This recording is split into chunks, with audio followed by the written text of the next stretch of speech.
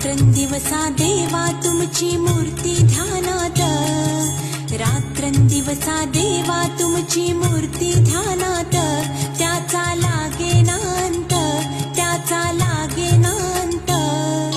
स्वप्नात आले माझ्या गुरुदेव दत्त, स्वप्नात आले माझ्या गुरुदेव दत्त.